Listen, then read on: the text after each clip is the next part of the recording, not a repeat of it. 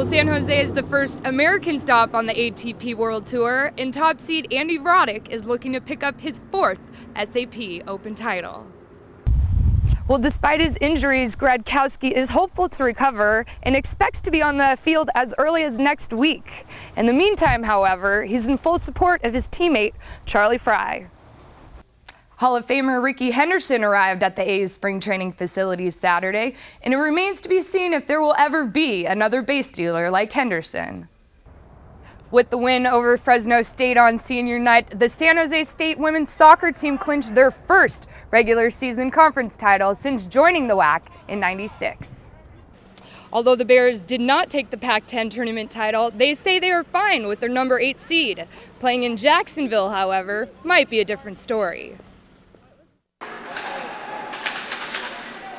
For the former Sharks, Jonathan Cheechoo and Milan Mahalik, San Jose was the first place they called home in the National Hockey League.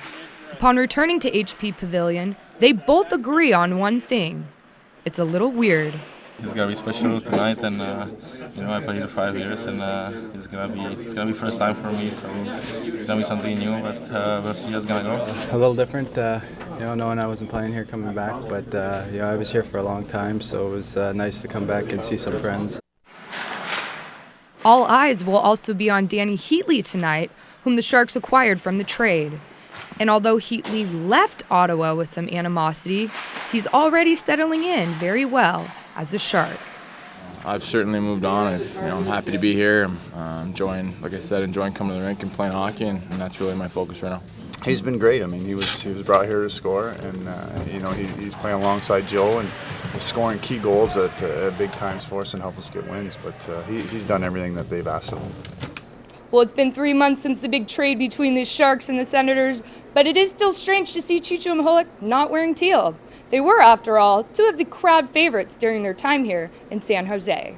The fans were great to me when I was here, and they really took me in right from basically my first year. So it's something, it'll be exciting for me to get back in front of them again and play. And as far as an old fan favorite Cheechoo train whistle goes, well, that might be a different story.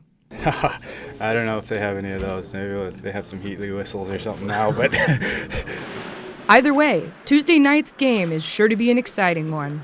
With the Sharks in San Jose, I'm Megan Gray, NBC Bay Area Sports. Baseball season may be over, but AT&T Park is under transformation, playing host to this year's Emerald Bowl between the Boston College Eagles and the dominant USC Trojans. Well, when we heard that we were playing Southern Cal, it was, it was the good news, bad news. Like, your mother-in-law went off the cliff in your Cadillac Escalade. It got our attention. Since the arrival of Pete Carroll, the Trojans have won 2 national championships and 7 Pac-10 conference championships. But the Trojans have been exceptionally uncharacteristic this season compared to their previous years of dominance. Our season at 8-4 wasn't what we wanted to get done. We've had our expectations very high for a long time. Well, although the Trojans are disappointed with the last half of the season, having dropped out of the BCS standings for the first time since 2001, Coach Carroll says this does give his team an opportunity to finish the season on a positive note. I think it's for our fans and for the people that follow football in general, they're going to really like this. So have a chance to play here at AT&T Park is also unique and challenging for us, and we're going to make the very most of it. A lot of people traveling up just, because they want to watch us play regardless of how the seasons went. They still want to watch us play and check us out. As for Boston College, the players say a win over SC would be huge. We're playing a great program in SC. It's always talked about nationally, one of the greatest programs in college football history. So I'll definitely be, the talk of the town for Boston if we happen to get a win. The game airs this Saturday on ESPN. With Emerald Bowl coverage in San Francisco, I'm Megan Gray, NBC Bay Area Sports. The Olympics are finally underway after the conclusion of last night's opening ceremonies, and the question of who would light the flame was finally answered when ice hockey legend Wayne Gretzky emerged to help light the cauldron inside the BC Place Arena. And the first gold medal of the 2010 Vancouver Olympics goes to, well, goes to a guy who's no stranger to that honor. Swiss ski jumper Simon Ammann took the gold this afternoon in the ski jump normal hill event, the third gold medal of his career. He soared 108 meters with his second jump and becomes the first ski jumper to win the normal hill event twice.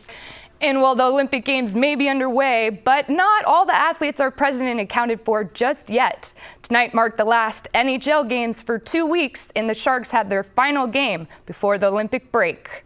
Facing the Sabres up in Buffalo, the Sharks trying to wrap up a 6-game road trip that started February 4th. Down in the second period by 2, Tim Connolly passes it off of the back wall for a jam play, and it works. Jason Ponneville with the goal, his 16th of the season, 3-0 Sabres.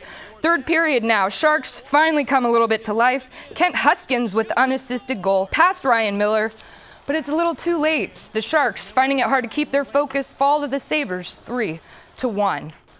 And the third round of the AT&T Pebble Beach Pro-Am began today on the Monterey Peninsula, and there was a bit of a jam at the top of the scoreboard as 6 players entered the day tied for first. And Tom Brady making his presence felt on the course. First he has a tee shot, but what's golf without a little football break? Brady somehow finds a football with the perfect pass to his caddy for the touchdown. 11th hole now, leaders thinning out. Dustin Johnson, that is for eagle. He moves to 17 under par. 9th hole, the 46-year-old Paul Gudos with the approach shot, a real beauty. Falls within inches of the pin, sets up birdie for his share of the lead. So after 3 rounds, there's only 2 tied for the lead. And moving along to college hoops, today the Cal men returning home to face Washington. The Bears trying their best to hang on to their top spot in the Pac-10 Conference. Second half now, Cal rallying from an 11-point halftime deficit. Jorge Gutierrez, the nice up and under in the post. Bears up 69-68 and continue to lay it on the Cougars. Jerome Randall coast to coast here for the layup. They just had no answer for him. He had 24 points. Cal ended the game on a 19-2 run to win 86-70. The highly anticipated NASCAR debut for Danica Patrick was today. Patrick made her ARCO Series debut a week ago at Daytona. She finished 6th in that race, but things did not go as well for her today. She had a decent run going, outside the top 20 for nearly half of the race, but unfortunately this crash she could just not avoid. Her front fender crashes into the wall, and that was all she wrote for car number 7. Tony Stewart hung on to win this one in Daytona. And that's a look at your local sports. I'm Megan Gray.